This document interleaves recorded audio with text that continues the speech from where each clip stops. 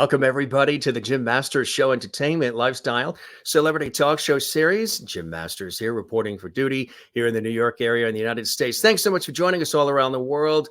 Boy, are we excited and honored and blessed to have a return special guest, music icon, legend, and just an all-around classy and great guy. The one and only Tony Orlando is back here on the Jim Masters Show for a return engagement and a very special reason. He wanted to be here. We wanted him here. When we invited him, he jumped at the chance, and we just really love that. He's such a nice, affable, classy guy on so many different levels. If you were with us the last time, we had an extraordinary, extended, rare, funny, moving, poignant conversation on our show. We talked about his entire career, his upbringing in New York, and so much more. You can check that out on the YouTube channel, Jim Masters TV, the full-length conversation. It was really one for the record books and one of my personal favorites. He has always been one of my personal favorites in terms of entertainers and performers.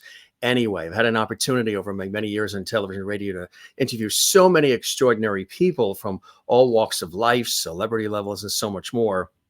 But Tony has always been somebody that I've just personally gravitated to because of his personality, because of his tenacity, his can-do spirit, his passion, his thirst for life, and also the giving way that he has in mentoring and inspiring so many others. His stories are endless. His stories are extraordinary. They're connecting. His music in the millions and millions and millions around the world is incredible. It's iconic. It's all in the record books.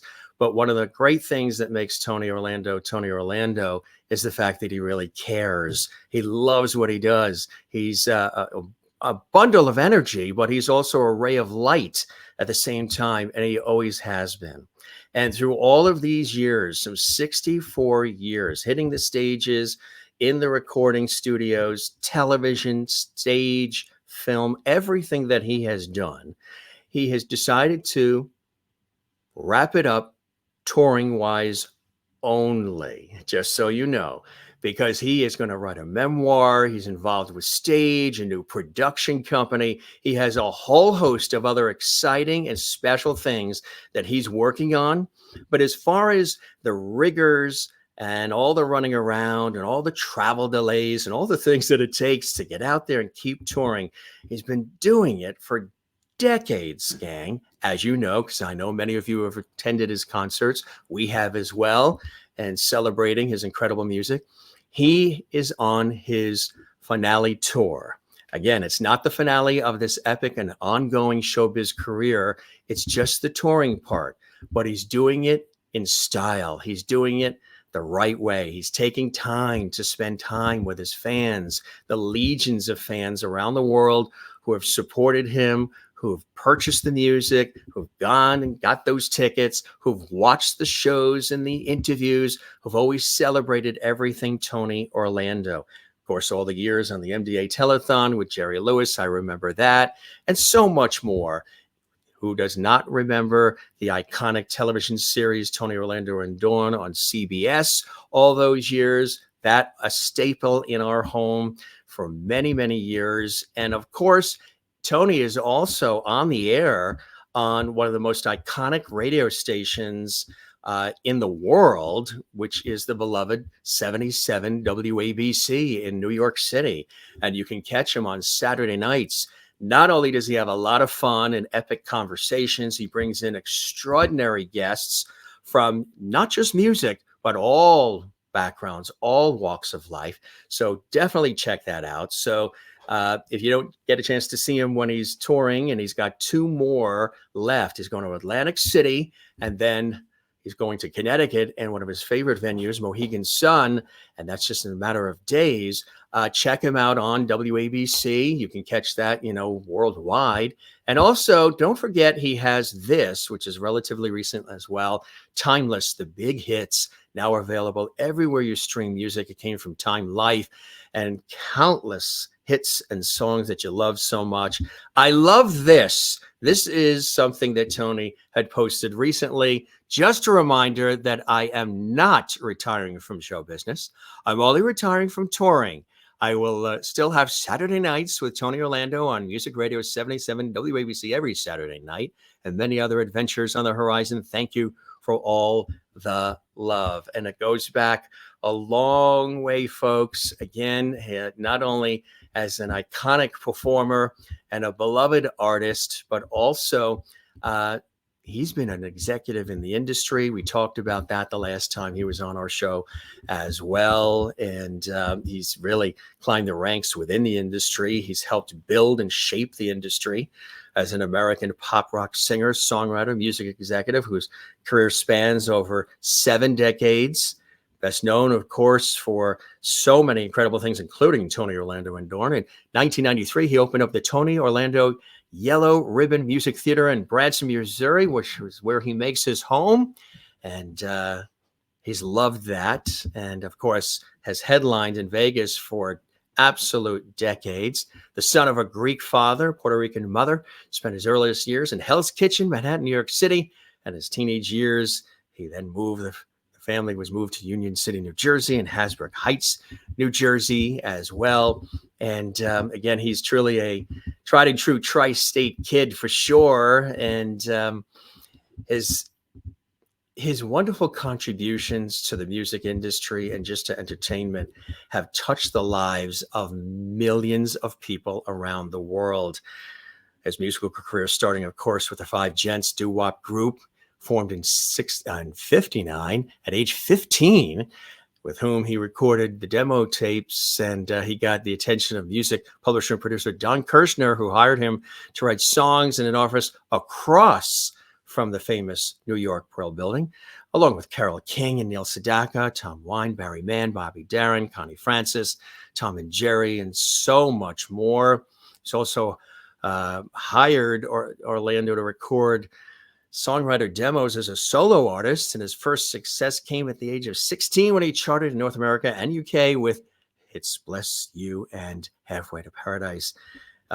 Again, you know, when you look at the body of work and you look at all of the years, it's absolutely extraordinary. Clive Davis even hired Tony as general manager of Columbia Records publishing subsidiary April Blackwood Music, which was amazing as far as an accomplishment. He worked his way up to vice president of an even larger publishing company, CBS Music, where he signed and co-wrote with and produced Barry Manilow. He also worked with artists such as the Yardbirds, James Taylor, Grateful Dead, Blood, Sweat, and Tears, and many, many others. He's graced the stages of many, many, many a venue. He's loved it, folks. And as I mentioned, he's experiencing something very special. And I know it's very emotional for him. You know, it's a deep thing to make a decision to spend time with his family, which I think is a beautiful thing that he's doing. And that's what he wants to do. He's going to write that memoir. He's going to continue doing what he does, just not the touring. So get those tickets, folks. Make sure you get the tickets. We're going to show you how you can get tickets that remain, not a lot left, for Mohegan Sun. There's also Atlantic City as well. But without further ado, I am so blessed and honored to welcome back one of my favorites. I know one of your favorites as well. You've told me that the last time you was here, you wrote us and you said you absolutely enjoyed our incredible free-flowing conversation. You're excited he was coming back to our show. The one and only, one of the nicest guys on earth, joining us, Tony Orlando. Tony, welcome back to your Masters show, my friend. What a beautiful, I don't know, you know, I'm doing radio now, and I have this humbling respect for somebody who does their homework and really delves into the life of a guest.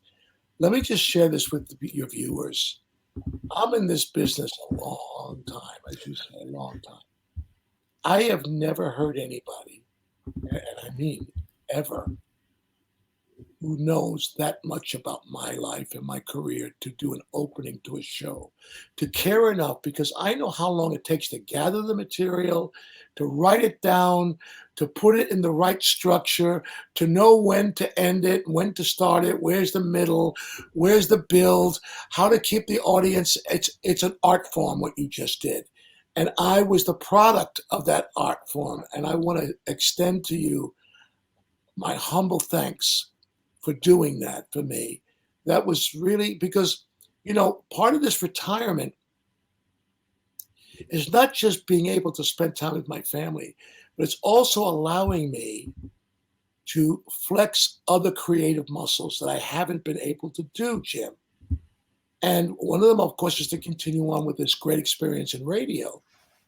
But the other is I'm able to, um, how do I put it, create a, a new Broadway show, Mm, to write a screenplay, mm. to write a novel. That's the energy where I get excitement now. But I'm going to miss the people. I'm going to miss their faces. I'm going to miss the meet and greets. I'm going to miss the fans that came year after year. I have some kids who come to see me since they're 7 years old. They're in Yeah. their 50s now, and they Yeah. bring their children and grandchildren to see me. It's an astounding journey. But what you just did, honestly, in front of all your viewers, you are one of a kind, buddy. One of a kind. I appreciate that. That means the world to me, Tony, because I've always admired you on so many different levels. And I remember early on growing up out east on Long Island, what a thrill it was when I sent in as a kid my $10 to the MDA telethon on Channel 9, WOR in New York. And Tony Orlando happened to be handed those slips of paper, and it said $10 from Jimmy Masters on Long Island. Go Jimmy. And you said that on Channel 9. And I will never forget What? that. The house, my mother was doing backflips. Tony Orlando just said Wait, your name. wait, Oh wait, my God. I want wait, Tony you Orlando to gotta- say my name. just repeat that again. Just quickly repeat that again. So the mood of the house, what was going on?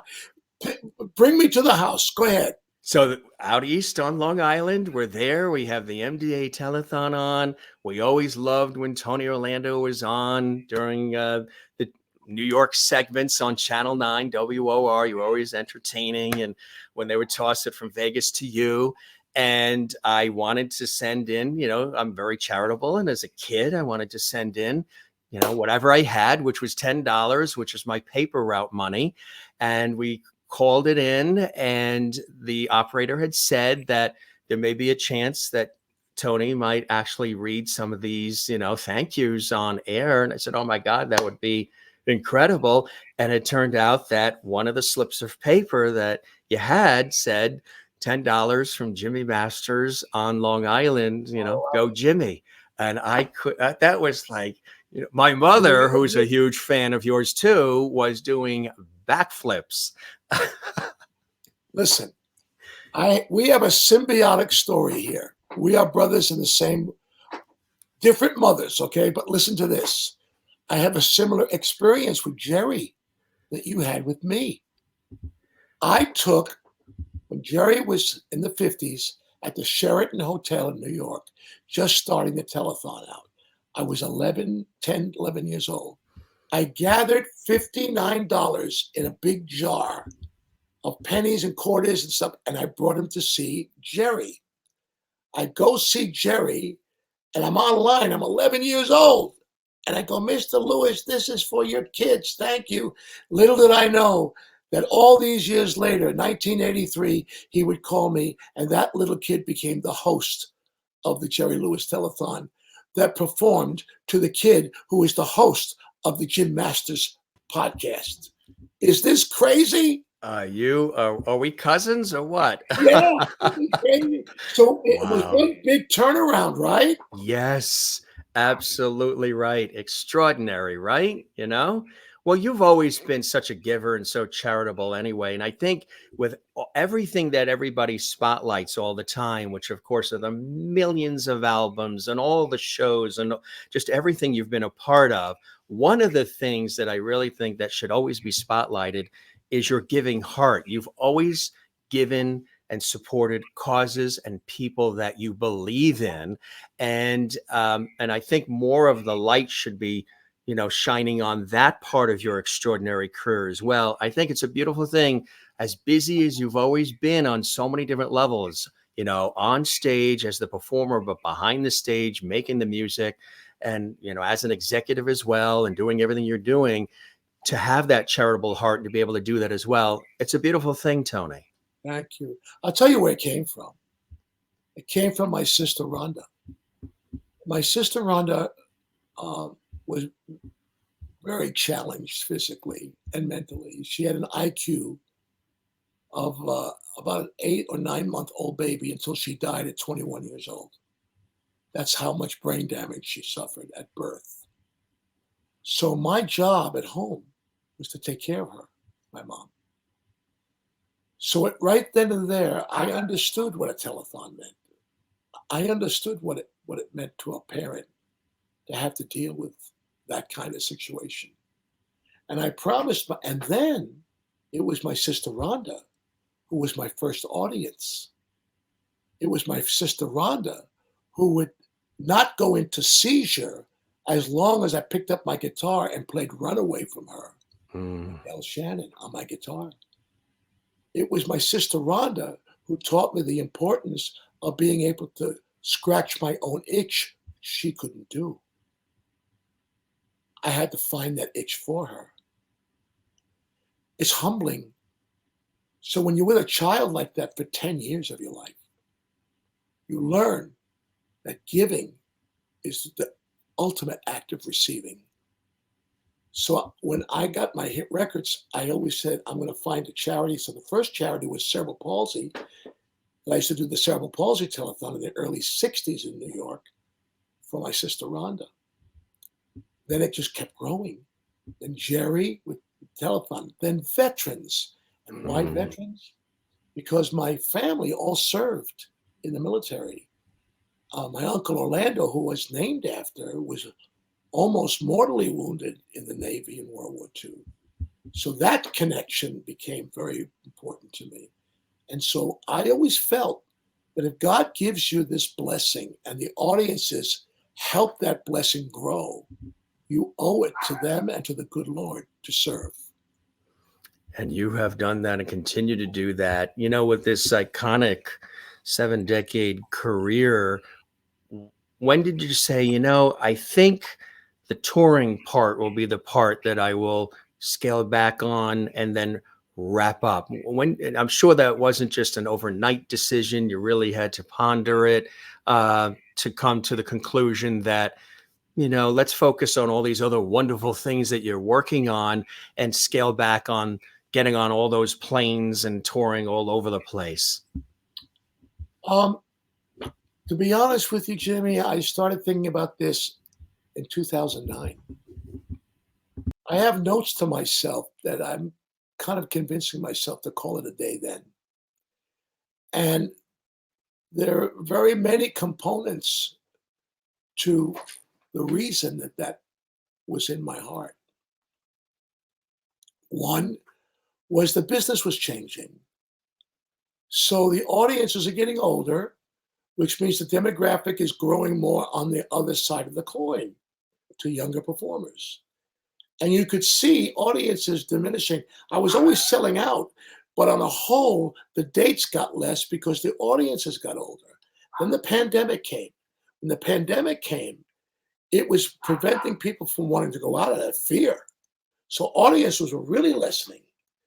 And like right now on Broadway, as you know, you're living in New York, it's suffering sometimes because of crime in the streets.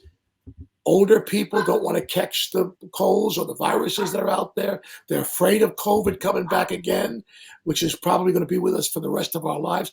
You take all those components, then you add to that flying and being on a plane, and you go to the airport and it's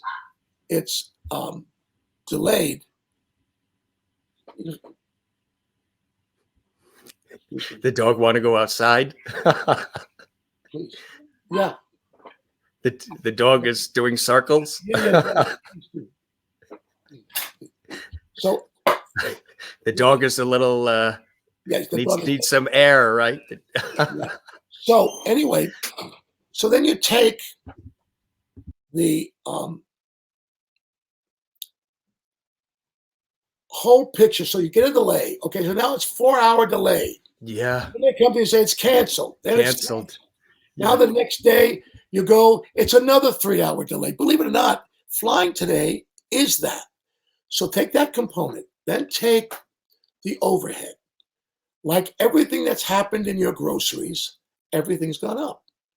So the hotel cost for 7 musicians is more than ever. Workman's comp, insurance, salaries, all of that. If this was a candy store, you'd have to say, wait a minute. Either I come in here and I sell candy for free and don't go through all the delays and all that for free because there's no money to be made in terms of overhead meeting expectation. Take all of that into consideration. Then take this. You're in this business for 64 years. It's time, Tony, for younger people to take over. It's time to recognize and give thanks to the Lord and to your audiences for what they blessed you with. It's time for you to do whatever makes you feel a rush. What does that make me feel? Writing a play, writing a screenplay, writing a song, creating a record, creating a Broadway show. I get a rush like I did when I was 16. I went into the studio and cut Halford to Paradise with Carol King. Yeah. That rush is important. That rush is what makes us tick. That rush is what keeps us young. So when you take all of that into consideration, and then you look and say, Elton John's retired, Kenny Loggins is retired, okay? And you take all those names, the Oak Ridge Boys have retired. You know, Gladys Knight has retired. Bill Medley has retired. Frankie Valli's on his tour. Neil Diamond. And Neil Diamond. We're all beginning to realize, hey, it's time. Give thanks to these people. And when I walk on the stage at Mohegan Sun, which is my favorite casino in the whole world, Tom Cantone, my president friend, my friend for life, when I say goodbye to those 12,000 people, I'm going to cry. There's no question. It's going to bring me to tears. It brought me to tears in Vegas. I was headlining for 54 years in Vegas. I just closed. And honestly, it's going to take my heart out of my chest. What was that like when you closed in Vegas, that final time, the reaction to the crew, the audience? I cried. I cried. You know what? It was weird. It was weird. I don't even know if this is going to make any like sane sense, Jim, but I almost felt like I was at Tony Orlando's passing because I'm Michael Cassavetes as well. And Right. Tony Orlando got born when I was 16 years old. Right. My first hit record, Halford to Paradise. And in a strange way, this is not macabre, I promise you. It was almost like I laid that guy to rest. It's over for you, Tony. Because the Tony Orlando that's on that stage is uniquely a performer and only a performer, only an entertainer. That's all I ever wanted to be. In fact, I remember saying to my mom, she said, well, what are you going to have on your whippersnapper on your headstone? And I would say, Mom, all I want on my headstone is entertainer. That's all I ever wanted to be. And all of a sudden, it's come to a close. I won't say an end because I'll continue to entertain for my military fundraisers. I will never stop doing that. So my performance side will still be there, but not in the manner of which it takes to go on the road. And I hope everybody understands that out there. I love you all. I love you, Jenny. You've been a great friend and a fan.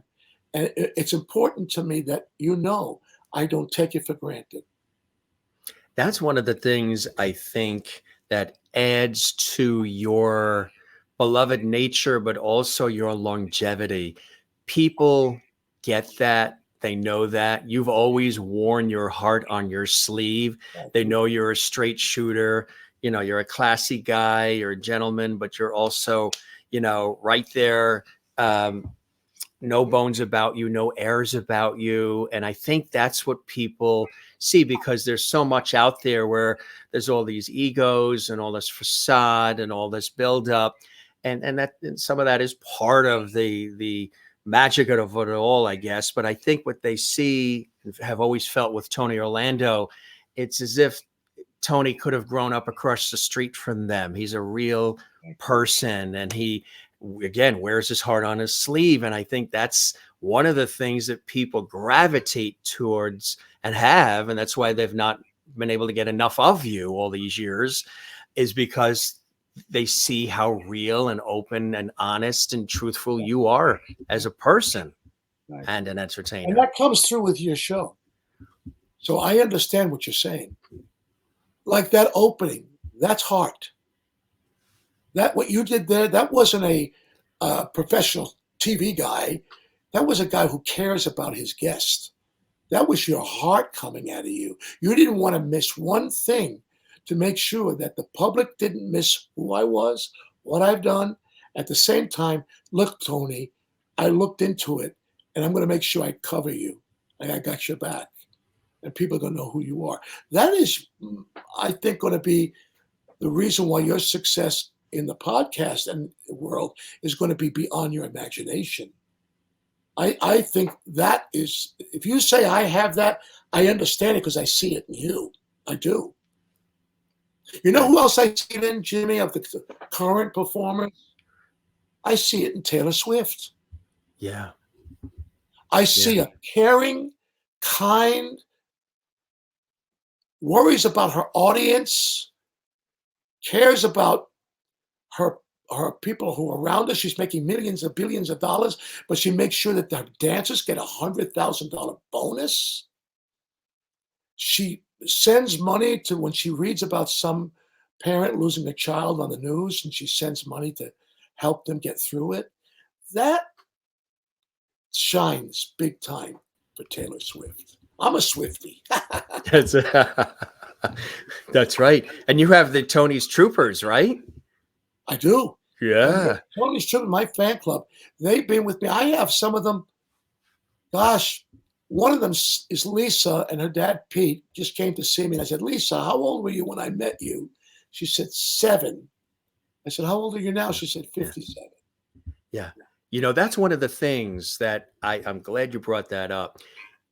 You, and I think it's your personality, along with the music and the TV show and everything you've done, you have appealed to a multitude of generations. You really can't be boxed into just one specific time period. Yeah, maybe there was one time period where everything was blowing up and everything in the earlier years. However, your longevity, you have touched all these different generations and age groups. And I think that is really, that's not an easy feat, but you've mastered that and continued to, Tony. I think the Jerry Lewis telethon had a lot to do with that, to be honest with you, Jimmy, because think about what that was a composite of. It was the talent, their talent, Jerry's talent, all giving for a cause. So you had your career colliding with your heart in front of millions of people. And I think the people who were associated with Jerry, number one, and you know, if it wasn't for Jerry Lewis working for MDA, the whole concept and science of DNA would not be around today, because it was DNA science that they were using that money for to find a cure. So Jerry very much was a big tool in making sure that the science of DNA progressed. So the money to that telethon, you know what DNA is today. It's just about everything. It is, yeah. So when I think of why the career lasted so long, I give credit to that telethon, because remember, the greats were on that telethon at that time. You had Sinatra, Dean Martin, and Jerry, and Sammy. So you had the Rat Pack, and you had Ed McMahon, and then you had all the guests that wanted to be on, from the latest rock and roll band, right, to the oldie but goodie doo-wop group. Right. It had such a wide band. It was so eclectic. And because you was thrown into this pool of emotion in raising money for those young people who had to deal with muscular dystrophy, you had to go here. It forced you to go here. So unlike other forms of theater, it doesn't always in the news department force you to go here. Not like a telethon. It's a rare one. And I think all of us who were part of that Jerry Lewis telethon experience made us friends with people in America and around the world. They got to see the real us because you had to be real when you did a telethon. What was it like when you were I given don't- that opportunity to have your own television show on a network like CBS? That must have been an extraordinary opportunity for you. Oh, wow. I remember the president of CBS coming to see me at Westbury Music Theater, Oh, yeah. Theater in the Round. Yeah. right where you live. His name was Fred Silverman. Yeah. He thought he was going to see Cher because she was supposed to be the headliner, but she got sick. Mm. And so we were replaced. She was replaced by the Fifth Dimension. And Mark Gordon, who managed the Fifth Dimension, also managed me and the Dawn Group, me, Telva, and Joyce. So he had us open for the Fifth Dimension at Westbury. And lo and behold, because Cher got sick, Freddie Silverman in the audience did not know that, came to see Cher, his artist, and saw us. Mm. And because he saw us, he got the idea of putting us on television. And all happened accidentally. And all happened right there where you live, my man, right there in Long Island. Mm. That is so incredible, huh? Yeah. And and you've stayed in touch with them. And did they come to see you in Vegas? Oh, yeah. Yes, huh? Yeah, they're like my sisters. We never broke up with bad stuff. We look at Thelma Hopkins and Joyce Vincent are super talents on their own. Yeah, Before they ever became Dawn, it was Marvin Gaye and Dawn because that's they right. and heard it through the grapevine. Before they become Tony Landau and Dawn, they were Isaac Hayes and Dawn because they did Shaft with Isaac Hayes. So they were already making classic, iconic hit records with these people. And then, of course, when they came into my life and we broke up, it was after Freddie died and everything, and that crashed on me. We broke up. I had a breakdown. I had a tough time. And they went on with their careers. Thelma Hopkins, right now, listen to this, Jimmy. She's the longest running sitcom actress in history. That's right. She has not been off television since 1973. I mean, from Us to Roots to Bosom Buddies to Give Me a Break to Family Matters to Are We There Yet? Partners, Matrix 4, Dead to Me. Now she's doing a new one. That's 50 straight years of not being off television. That's extraordinary career, Thelma has that. And Yeah. Joyce, being that she's grown up in Detroit and was part of the Motown experience and Neighbors with Diana Ross, continues to Diana's legacy as a Supreme out there and does all the Supreme, original ladies of the Supreme going out there all over the world, making sure that their legacy stays alive and well. That's incredible. You mentioned the radio show too, and big fan of it. Legendary station we all grew up with, 77 WABC. Yes. Played all your songs, that radio station, all those years. And now here you are, a broadcast talent and a host on that station. How much fun are you having doing that show, Tony? I don't even have words. I have so much. I've had more fun doing radio than anything I've done in my career. I swear to you. Yeah. And I'll tell you what it is. This thing called the theater of the mind. So people don't see you. So you have to connect with them just from your heart and your voice. That's something special.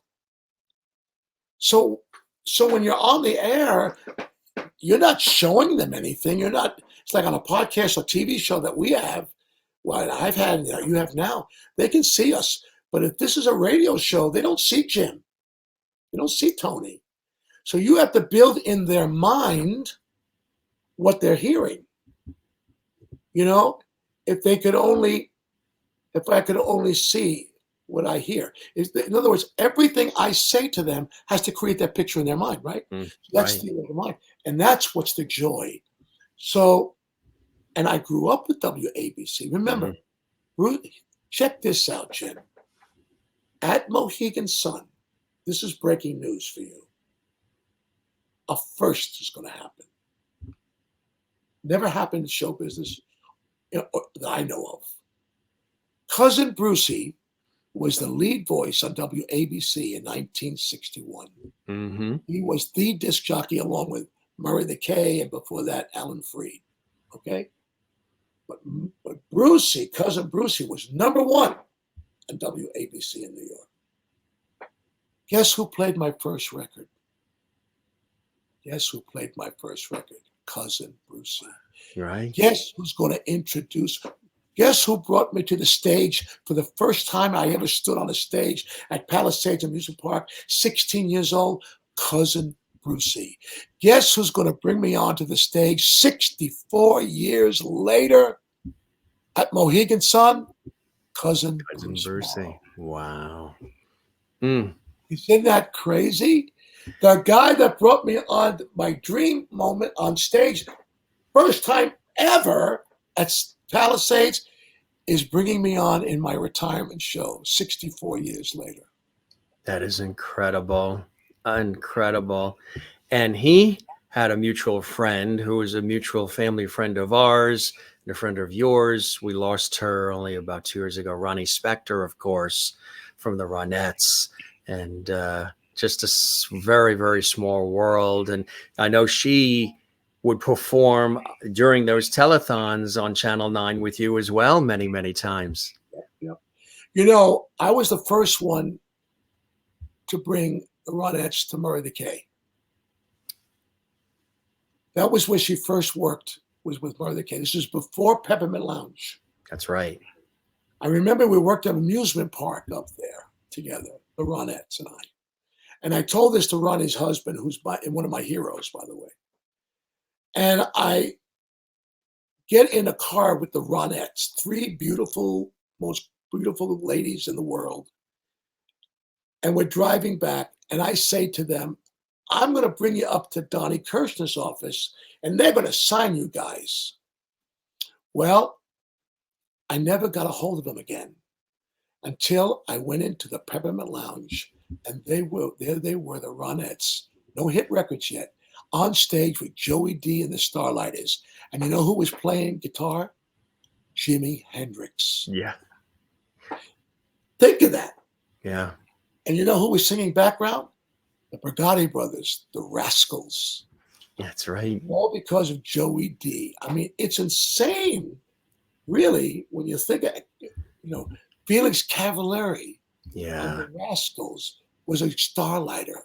Yeah. They were all including Jimi Hendrix and Ronnie and the Ronettes. You were also involved in the documentary about George Carlin, who I know you really admired and had a wonderful friendship with. What was that like, being asked to be a part of that, Tony?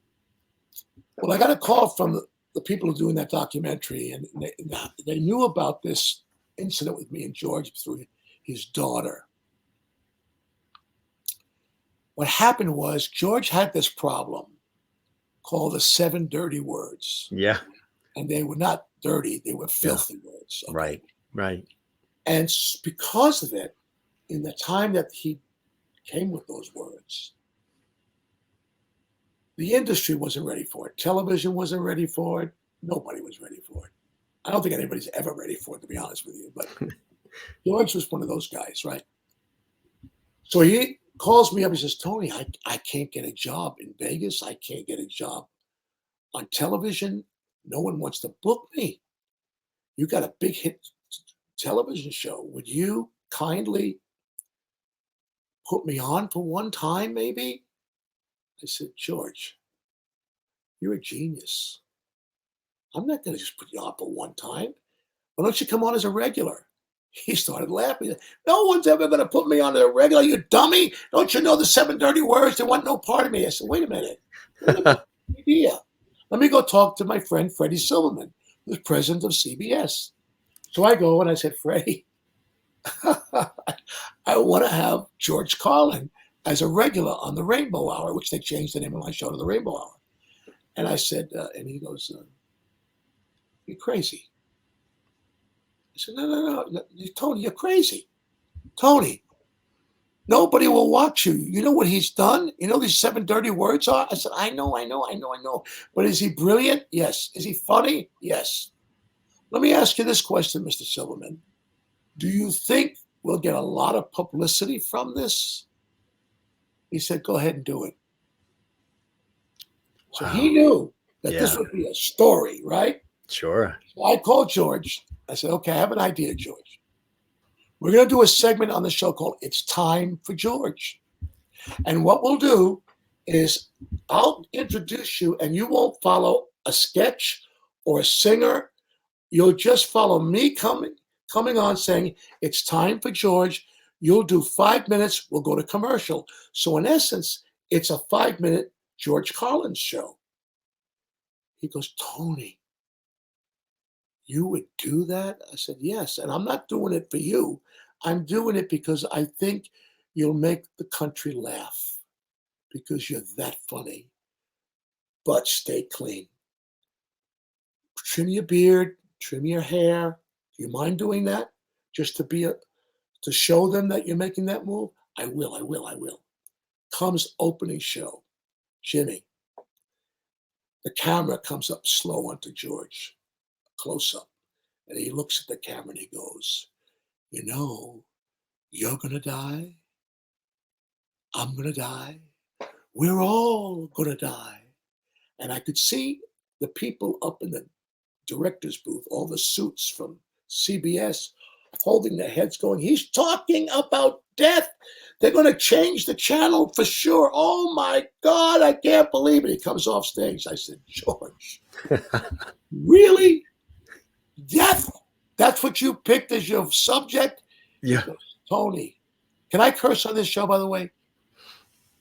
However you feel. I'll use the initial. He said, I just wanted to prove to everybody there's a word worse than the F word. Yeah.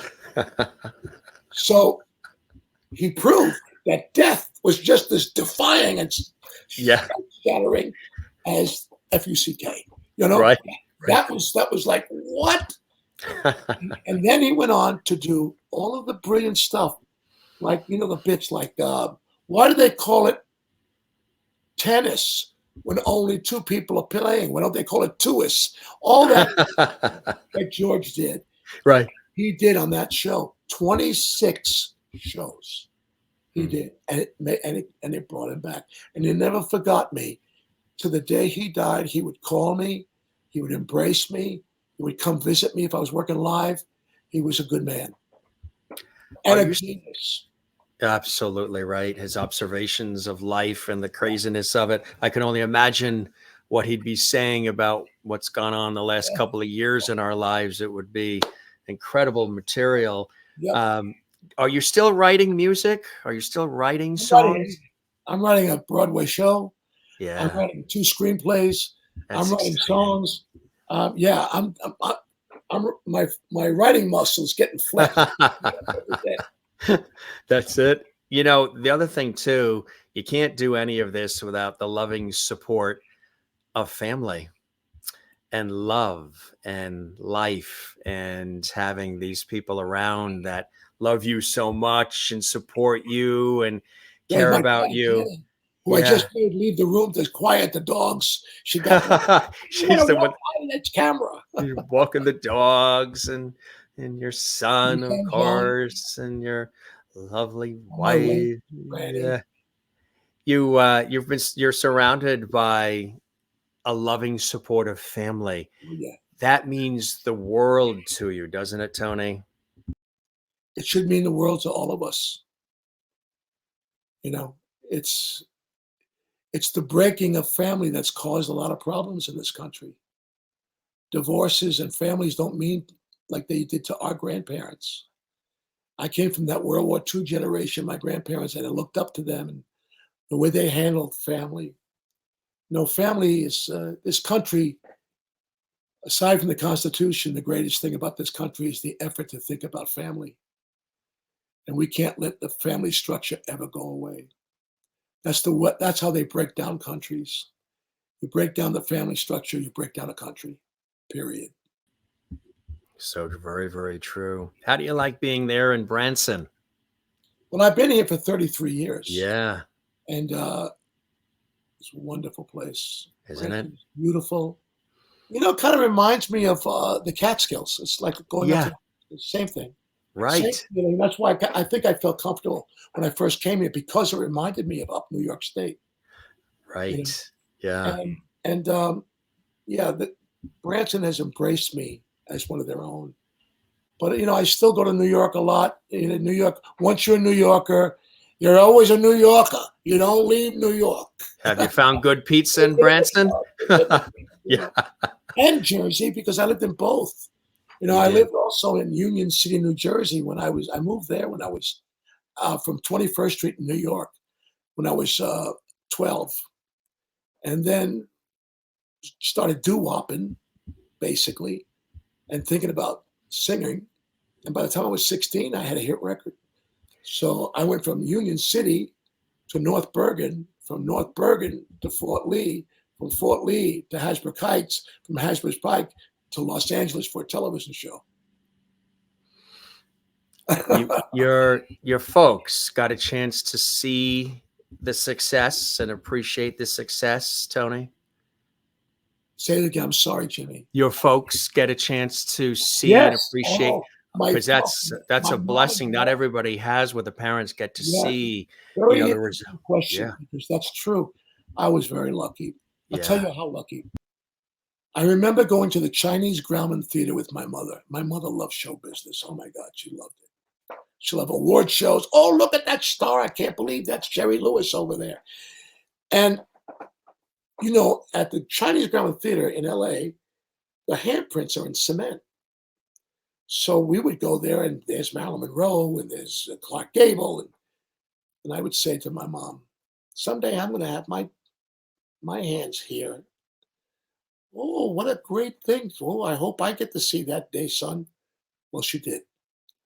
There I was, right there in Hollywood with my hands imprint the star, Hollywood Walk of Fame. Got my start at Hollywood Walk of Fame with my mother by my side and my father by my side Mm. and my entire family by my side and my wife to be, Franny, by my side. It was a day, 1990, I'll never forget.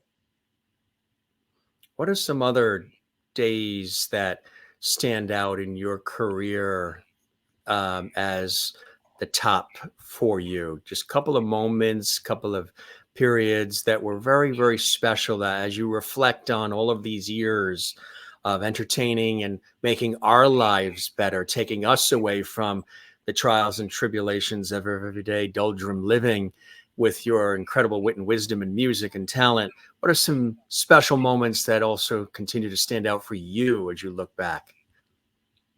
I can think of one that was mind blowing, quite frankly. It was one of the times I've worked for 9 presidents. And the first president I ever did a show for was President Ford.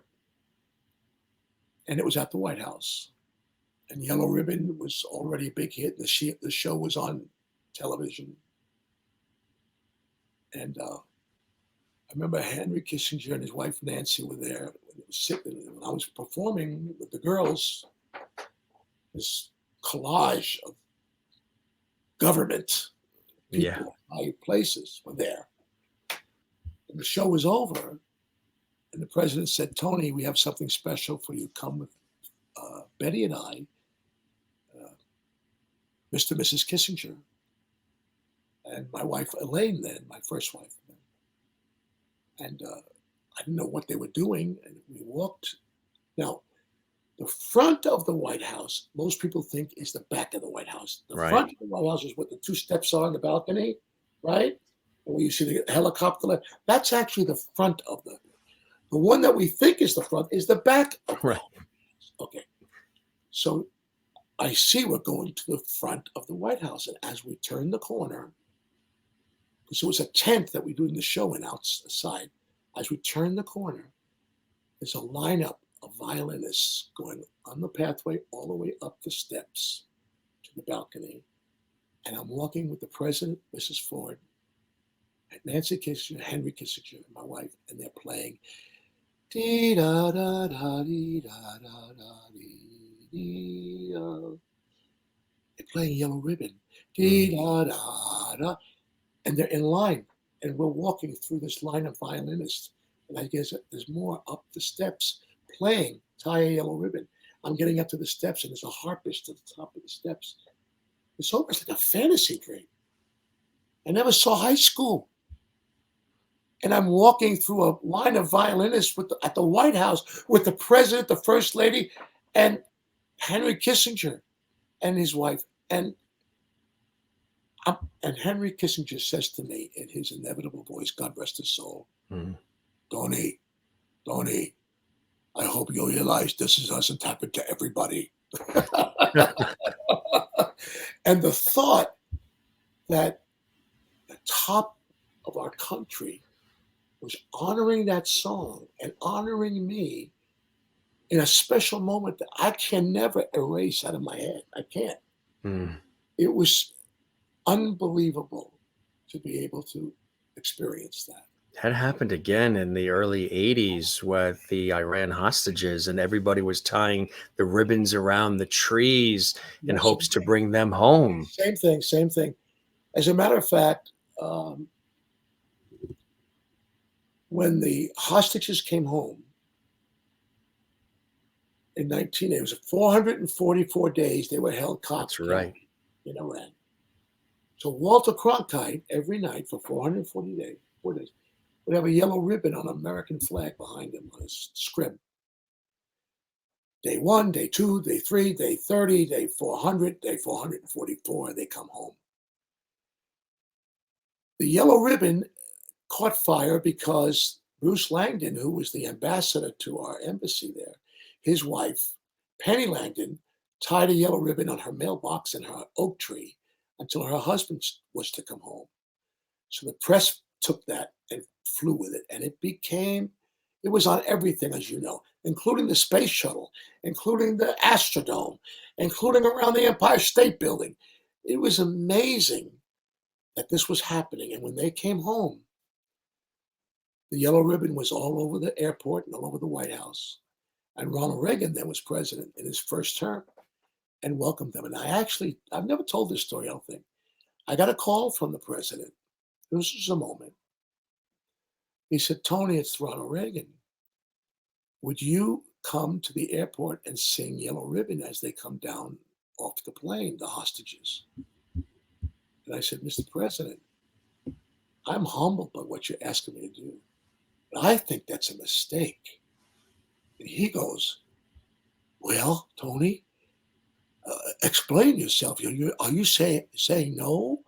I'm saying no, but I think it's a mistake to have me do that. If I saw an entertainer in that moment taking the spotlight away from those people, I would have to put this finger at the back of my throat and go to the back and throw up. He goes, you have a point, Tony. What do you think? I said, why don't you have the Marine Band play Yellow Ribbon or the Armed Forces Band play Yellow Ribbon? That would be fine. And this way, no performer is taking the glory. They're getting the glory, and you, the president of our country, who should be getting this and receiving this. And he said, okay, and I think I did the right thing. I'm happy and proud that I did that because I thought it was the right thing to do. But ever since that day, as we speak right now, Jimmy, in Israel right now, yellow ribbons are tied on every tree, on every car, on every lapel in government and the populace on behalf of the American prisoners and Israeli prisoners that are being held hostage until they come home. In Hong Kong right now, the yellow ribbon, as we speak, is the theme song to their democracy and the logo to their democracy. So it's really been something since that rainy day one afternoon when I went in to put my voice on Tie a Yellow Ribbon Around the Old Oak Tree, what that song has become. The writers, Irwin Levine and Larry Brown, they're the guys that deserve the credit. I'm just the mailman that delivered the letter. It's amazing. Really is absolutely amazing. And who would have ever thought, right? I mean, what would Tony Orlando of now say to that 10-year-old boy, Tony?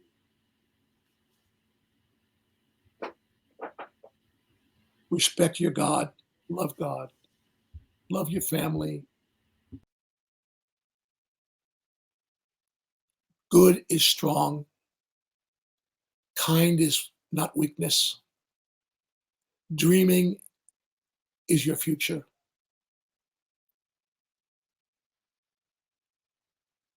Believe that dreams come true and work your butt off. You've done all those things and continue to, which I think is why you're so inspiring to so many, and so many people continue to support you and celebrate you. And with this finale tour, you're coming up now on two more very important locales: Atlantic City, New Jersey, and then, of course, one of your favorite venues, Mohegan Sun in Connecticut. Tell us about the upcoming concerts, what people can expect, and how you're presenting it. You know, I thought about several ways to go about this. There's a lot of people in my business that are kind enough to come to the show. They've all told me they're coming. The list is on my arm, as long as my arm. It's wonderful. You're going to be there. I'm very privileged and honored that you're coming. And I thought, how do you do this? You know. And I finally came up with the conclusion: just be who you are. You don't need all the big fanfare. You don't need all the big. Just have Bruce come out, introduce you, and then work your butt off and give those people the greatest show you could ever possibly give them as a thank you. No holds barred. Go for the juggler. Make sure that everybody in your band is ready to perform. Um, Make sure that the opener and the closer both are thankful and move the audience. No tricks. Be honest and express the thank you from your heart to those people out there who stuck by you all these 64 years. Are you prepared for what the moment's going to be like when you're at Mohegan Sun and you take the final bow and the curtain comes down? That feeling? Yes, I'm prepared. You know why I'm prepared? Because that curtain coming down is the culmination of a dream of a 10-year-old boy. That is nothing to be sad about. That is something to be proud of. So I'll look at that curtain coming down, and the only thing that will really ring very sad in my heart is those people out there who I could hear laugh and sing along with me and have that look and expression of happiness on their faces. That's what's going to break me to tears. The curtain, that'll be a symbol of job well done.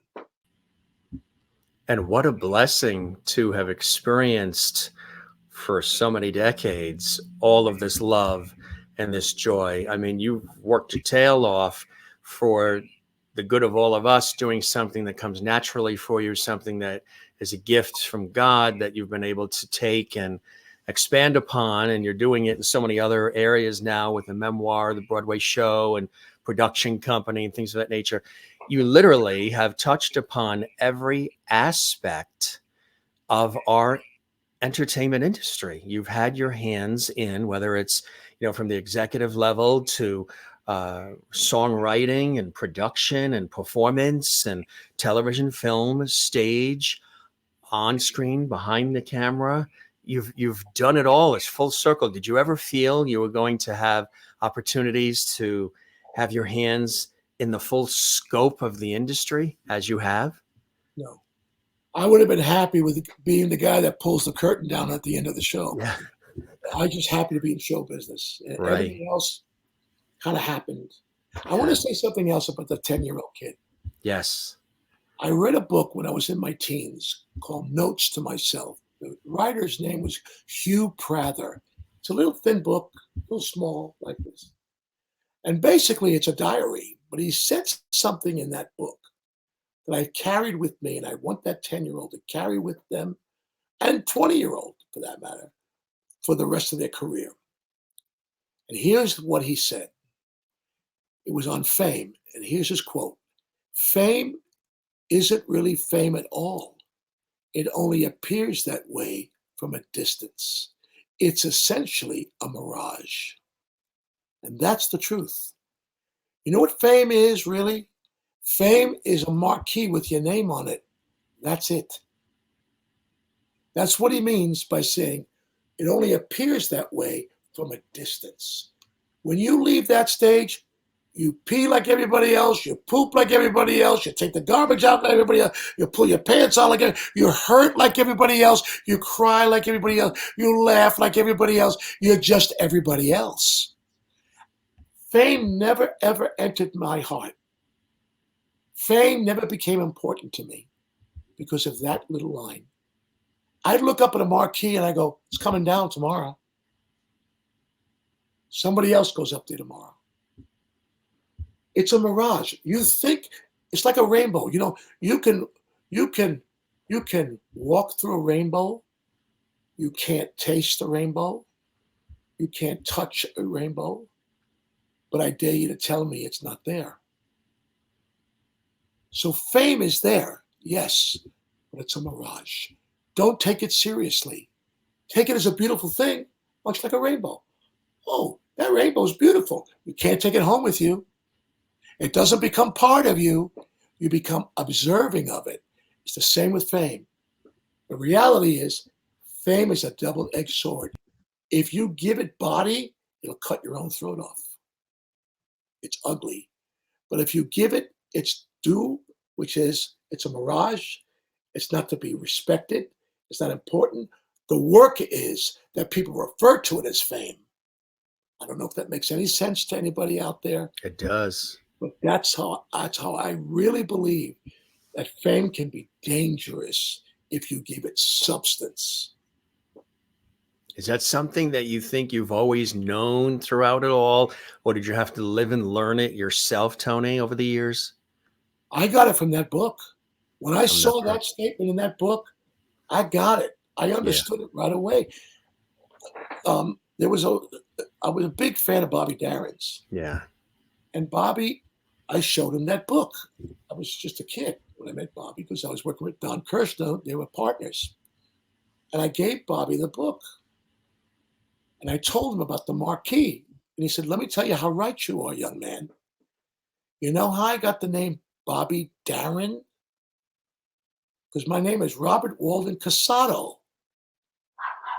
And I said, no. He said, well, I kept my name Bobby, but there was a Chinese restaurant I used to go to that was a Mandarin Chinese restaurant. And the marquee, the word M-A-N blocked off. All you saw was D-A-R-I-N. And he walked under that marquee and he said, that's me, Bobby Darin. So I said, so all came down because a word came off the marquee. He said, that's right. Fame started on a marquee. Once that M-A-R came down, or M-A-N came down, Darin was important.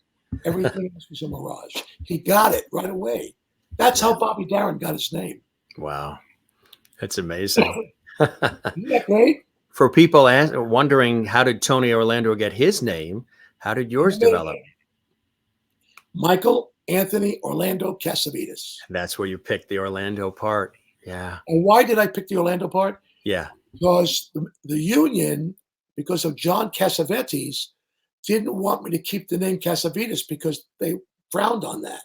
So I had to find a name that wasn't a show business name in the union. And my mother's the one that came up with Tony Orlando. And Orlando was my uncle's name, Orlando Estanislaw, who was an opera singer. And we were so proud of him that they named me, my name, after him, my mother's brother. Have you started writing that memoir? You have some pages finished already? Or you're working? I am. Yeah. What's that process like, huh? Well, I did it once before, but I did it with a Yeah. ghostwriter. It wasn't as good. Yeah. She did a great job, Patty, but she missed a lot. It was Yeah. her point of view changing my story, and I was happy with it, but it wasn't total. And they even spelled my name wrong. Cassavetes was spelled wrong, so I have a hard time. So I want to write one now of all the great stories from being able to throw a football and throw it and catch one from Joe Namath, to Mm, play catch with Willie Mays, wow. to be able to work for presidents, to be able to be part of the Rat Pack, to Yeah. be able to play my guitar for my sister who couldn't talk, Yeah. to being able to be on the Jimmy Master Show. Which I'm so blessed to have happen. Hey, Why thank have you you? for having me, man. Really, you're just amazing, and I hope that when you get to Mohegan Sun, we get together to embrace. Okay, I'm going to make sure that Jenny finds a way for us to get together. That would be a blessing. Absolutely. What are some of those continued blessings and joys in your life that keep you going on as you have? You could easily be in a hammock in Miami with your feet in the sand and a martini, but you want to keep going and stay connected with all of us, which is Yeah, so beautiful, Tony. thank you. You have a Thank lot of blessings and joys in your life, and you know you're appreciative of that. you. That's You what I know, think is so this beautiful. might be insulting to you, Never. but when I was younger, I was as handsome as you. We kind of could have been like cousins or related. You are, look, boom, huh? Yeah, yeah. And go to one with a mustache more your age. That's a 16-year-old picture of me. But I'm going to tell you, there's a little bit of Tony right there. I see a little bit of fam. I'm wondering. No, not that one. No, no. Not that We'll one. find one. We'll find one. But Yeah, that but you're oh, still, I that mean, look, mustache and that. good There looking you guy go. right There you there. go. You're a good looking Cousins, guy. sure. I tell you, you are, you mean GQ hasn't called lately? Yeah, I'm They telling you, man. should. They should, Masters right there. That's it. Now, you are really something, Tony. And this has been another thrill. And I encourage folks. Tony was with us only about a year ago, and we have a full, incredible extended conversation there that you can see on our YouTube channel, Jim Masters TV. And he was just as warm and witty, funny, and gracious with his time as he was on this episode of our series, gang. And I really appreciate all this time, Tony. I know it's a very busy time for you. I I'll be wish you. back. Let's hang out on the air together. I'd Let's love that. absolutely love it. And yeah, and one of these days, I'd love to stop by WABC and just sit back and watch you do your thing. Come to the Anytime. studio, and I'm a broadcast guy, I'm so I going to love all call that Chris stuff. Angel. I'm going to call Chris Angel, who Yes, was raised in your area, and tell him yes, to get on and get his brother JD on with you also, who that's is, by the cool. way, brilliant. I don't know if you've met JD Sarantakos, but that's their last name, you know. That's It's a right. great last name. And Chris Absolutely. Angel is the kindest, well, his whole family is, the kindest, most brilliant, I mean, brilliant, creative person you'll ever want to meet. You won't believe what he's accomplished. It's amazing. Tony, right back at you too. And this has been a real blessing, truly. And best to you and the family. We will see you at Mohegan Sun. Thank everybody there, of course, Jenny. And you're a blessed man. You're a grateful man. And we thank you for all of the years. You're not going anywhere. He's still going to be doing a lot of cool things to entertain us all and be connected with everybody, folks. We'll tell you in a second how you can get the tickets. And I really hope, once again, you enjoy the time with me as much as I absolutely have with you, Tony. Love you, Jimmy. Love you. Right back at you, my friend. Thank you. Safe travels, and we'll see you in a matter of days, okay? All right, my friend. Love you. Right back at you. So are you. Put that in writing and address it management, as my father has always said. In caps. That's it. You're the best. Bye-bye, Take buddy. care, Tony. God bless you. Bye-bye. Tony Orlando on the Jim Masters Show for his return visit. As I said earlier, he truly is a class act. He's a funny guy, and what extraordinary stories, too. He is a masterful storyteller. I love when he comes on the show because he shares about his life, his experiences, and he has these little nuggets, too, about some of the things that have happened along the way on his life's journey, and the people he's met and the projects he's worked on, and the things that went well and the things sometimes that go awry, and all the craziness of it all. But here he is, all these years later, 7 decades in the industry, and he's still performing, still recording. He's working on Broadway plays. He has a memoir that he's working on about his life. He's worked with just about everybody you can think of. And again, he was a record executive. He's done it all, from television to film to stage. And now he is taking his final bow as far as touring, not as far as his career, but as far as touring. And he's timed it right. He wants to spend time to work on some of these other incredible projects, but also time with his loving family. And I think that is very smart. Only he knows when that time is to do that. And the time is now. So he has been very, very excited.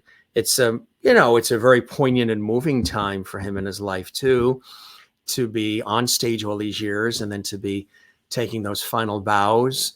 As he said, he'll be missing the meets and greets and missing the one-on-one with everybody and seeing those faces, smiling faces out in the audience.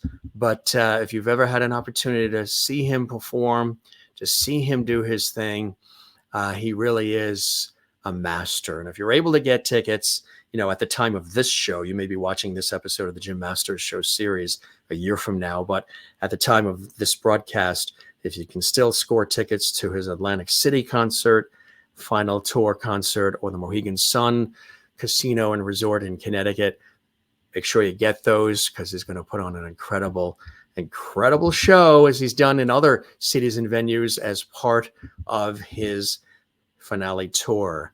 It's the finale of Memory Forever, Tony Orlando. And it was really a wonderful pleasure to have him back on our show again for a second visit. When we were chatting with him about him coming back, he jumped right at the chance, said, I'd love to come back on the Jim Masters Show. He really enjoys his time here. We enjoy the time with him. And don't forget, you can also hear him, as we mentioned earlier, on the radio every Saturday, live, WABC, legendary station, 77 Music Radio, WABC. And that is in New York City, and it broadcasts around the world, Saturday nights with Tony Orlando. Check that out. And he brings on great guests and so much more. We're going to get a chance to go to the concert at Mohegan Sun, and it's going to be amazing. And we're going to have a chance to chat with Tony backstage and say hello and shake hands, and really thoroughly looking forward to that. So this was a real treat. I've always admired Tony Orlando and all these great folks who stop by our show, who take the time, but also who have given so much of their time doing what they love. And if you're in a place like that where you get to do what you love and you get to share it with the world, no matter what it is, it's a glorious place to be. So we thank Tony Orlando for stopping by the Jim Masters Show live series. Once again, this was really an epic conversation. Again, I remind you that you can see the other episode of the Jim Masters Show series. There it is there. And there was another conversation that we did, which was an even longer conversation, more extended interview on the Jim Masters Show series. So check that out on our YouTube channel, Jim Masters TV. And you can check out hundreds of other episodes as well with some of your favorite stars, celebrities, folks from Hollywood and television, Broadway, music, film, stage, sports, culinary arts, and everywhere else. Here is his website. It is TonyOrlando.com. gmail.com. And of course, Mohegan Sun. For those who are going to the Mohegan Sun concert, there is their website. Tickets available through Ticketmaster as well. And this was terrific. If you enjoyed this episode of the Jim Masters Show Live series, we encourage you to come see us again and stop by the show and binge watch some of the past episodes. But we also would love it if you give this episode a thumbs up like on our YouTube channel. That helps us grow. Subscribe to our YouTube channel, Jim Masters TV. Doesn't cost anything to do that. And leave a comment. If you enjoyed this episode, what's one of your favorite memories of Tony Orlando? Concert performances, the TV show, all the incredible things that he's done. What's your favorite song of his or album? Check all that out and leave a comment. Interact with us on our YouTube channel underneath this episode as well. So for all of us here, I am your host, Jim Masters, thanking you for your time. This time till next time, we thank once again the incomparable, the one and only Tony Orlando for stopping by JMS. And we thank you and you and you and everybody watching around the world for your love and support of our entertainment lifestyle celebrity talk show series, where we're bringing back the lost art of conversation, episode after episode. Great guest after guest. It's really extraordinary. And I love doing this for all of you. Thank you for the love and support. Continue to spread the word. Tell everybody you know about our series. Come by and see us again. We would love to have that happen. For all of us here, be well. Take care. I'm Jim Masters, and cheers.